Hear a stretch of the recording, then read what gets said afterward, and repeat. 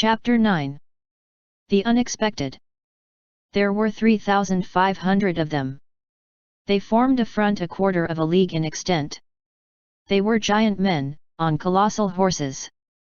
There were 26 squadrons of them. And they had behind them to support them Lefebvre Desnouts's division. The 106 picked gendarmes, the light cavalry of the guard, 1,197 men, and the lancers of the guard of 880 lances. They wore casques without horsetails, and cuirasses of beaten iron, with horse pistols in their holsters, and long sabre swords. That morning the whole army had admired them. When, at 9 o'clock, with braying of trumpets and all the music playing, let us watch o'er the safety of the empire, they had come in a solid column, with one of their batteries on their flank, another in their centre, and deployed in 2 ranks between the roads to Genappe and Frischemont, and taken up their position for battle in that powerful second line, so cleverly arranged by Napoleon, which, having on its extreme left Kellermann's cuirassiers and on its extreme right Milhaud's cuirassiers, had, so to speak, 2 wings of iron. Aide-de-camp Bernard carried them the Emperor's orders.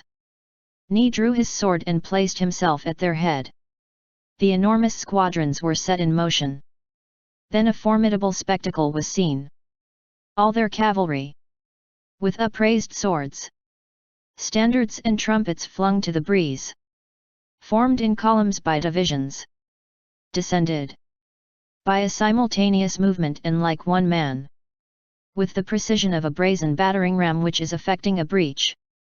The hill of La Belle Alliance plunged into the terrible depths in which so many men had already fallen, disappeared there in the smoke, then emerging from that shadow, reappeared on the other side of the valley, still compact and in close ranks, mounting at a full trot, through a storm of grape shot which burst upon them, the terrible muddy slope of the tableland of Mont Saint-Jean.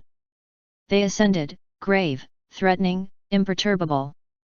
In the intervals between the musketry and the artillery, their colossal trampling was audible. Being 2 divisions, there were 2 columns of them. Wathier's division held the right, Delort's division was on the left. It seemed as though 2 immense adders of steel were to be seen crawling towards the crest of the tableland. It traversed the battle like a prodigy. Nothing like it had been seen since the taking of the great redoubt of the Muscowa by the heavy cavalry. Murat was lacking here, but Ney was again present. It seemed as though that mass had become a monster and had but one soul. Each column undulated and swelled like the ring of a polyp. They could be seen through a vast cloud of smoke which was rent here and there.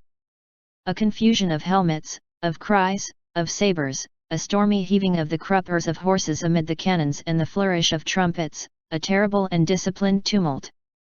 Over all, the cuirasses like the scales on the hydra. These narrations seemed to belong to another age. Something parallel to this vision appeared, no doubt, in the ancient Orphic epics, which told of the centaurs, the old hippanthropes, those titans with human heads and equestrian chests who scaled Olympus at a gallop, horrible, invulnerable, sublime, gods and beasts. Odd numerical coincidence, 26 battalions rode to meet 26 battalions. Behind the crest of the plateau, in the shadow of the masked battery, the English infantry formed into 13 squares. 2 battalions to the square. In 2 lines, with 7 in the first line, 6 in the second, the stocks of their guns to their shoulders, taking aim at that which was on the point of appearing, waited, calm, mute, motionless. They did not see the cuirassiers, and the cuirassiers did not see them. They listened to the rise of this flood of men. They heard the swelling noise of 3,000 horse, the alternate and symmetrical tramp of their hoofs at full trot, the jingling of the cuirasses, the clang of the sabres and a sort of grand and savage breathing. There ensued a most terrible silence. Then, all at once, a long file of uplifted arms, brandishing sabres, appeared above the crest, and casques, trumpets, and standards, and 3,000 heads with grey moustaches, shouting, "Vive l'Empereur!" All this cavalry debouched on the plateau, and it was like the appearance of an earthquake. All at once, a tragic incident. On the English left, on our right, the head of the column of cuirassiers reared up with a frightful clamour. On arriving at the culminating point of the crest, ungovernable, utterly given over to fury and their course of extermination of the squares and cannon, the cuirassiers had just caught sight of a trench between them and the English. It was the hollow road of Ahane. It was a terrible moment. The ravine was there, unexpected, yawning, directly under the horses' feet, 2 fathoms deep between its double slopes. The second file pushed the first into it, and the third pushed on the second. The horses reared and fell backward, landed on their haunches, slid down, all 4 feet in the air, crushing and overwhelming the riders. And there being no means of retreat, the whole column being no longer anything more than a projectile, the force which had been acquired to crush the English crushed the French. The inexorable ravine could only yield when filled. Horses and riders rolled there pell-mell, grinding each other, forming but one mass of flesh in this gulf. When this trench was full of living men, the rest marched over them and passed on. Almost a third of Dubois' brigade fell into that abyss. This began the loss of the battle. A local tradition, which evidently exaggerates matters, says that 2,000 horses and 1,500 men were buried in the hollow road of Ahane. This figure probably comprises all the other corpses which were flung into this ravine the day after the combat. Let us note in passing that it was Dubois' sorely tried brigade which, an hour previously, making a charge to one side, had captured the flag of the Lunenburg battalion. Napoleon, before giving the order for this charge of Milhaud's cuirassiers, had scrutinized the ground, but had not been able to see that hollow road, which did not even form a wrinkle on the surface of the plateau. Warned, nevertheless, and put on the alert by the little white chapel which marks its angle of junction with the Nivelles highway, he had probably put a question as to the possibility of an obstacle, to the guide Lacoste. The guide had answered no. We might almost affirm that Napoleon's catastrophe originated in that sign of a peasant's head. Other fatalities were destined to arise.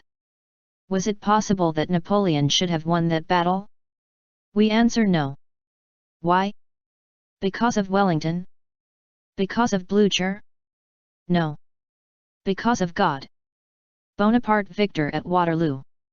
That does not come within the law of the 19th century.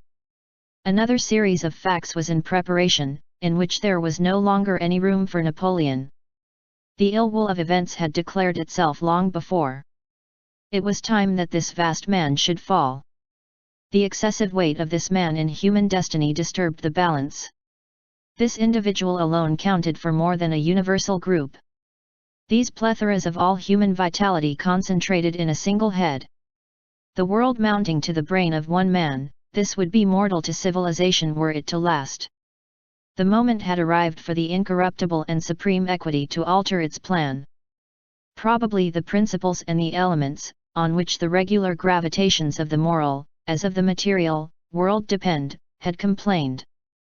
Smoking blood, overfilled cemeteries, mothers in tears, these are formidable pleaders. When the earth is suffering from too heavy a burden, there are mysterious groanings of the shades, to which the abyss lends an ear. Napoleon had been denounced in the infinite and his fall had been decided on. He embarrassed God. Waterloo is not a battle, it is a change of front on the part of the universe.